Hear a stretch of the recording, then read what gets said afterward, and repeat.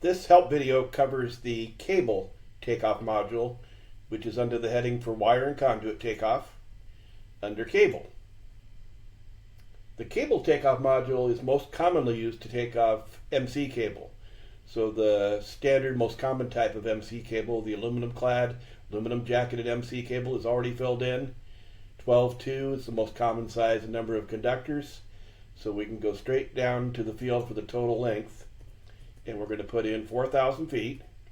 And we're going to put in 200 runs.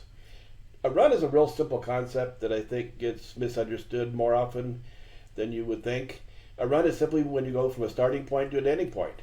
From one box to another, from one fixture to another, from one receptacle to another.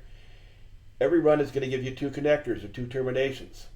So we're telling the program here that we've got 200 runs, maybe think of it as 200 segments, that totals 4,000 feet of 12.2 MC cable. So we just hit F2 takeoff to record that entry. If we want to take off 12.3, we just go to the third line and change it to 3 conductor. We'll put in 2,000 feet and 100 runs and hit takeoff. If we go up to the top here and hit the drop down arrow, we see all the other types of cable that are in this module. Cable by definition means something that is pre-configured. In other words, we just cut the cable, strip the wire, and we're ready to go.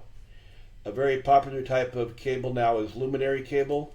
This is the MC cable that has the 2 extra conductors for low voltage, 16 gauge.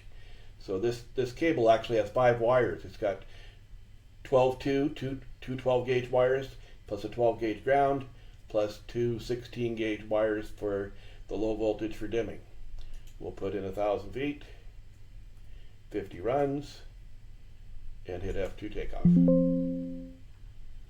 That's the basics of the cable takeoff module.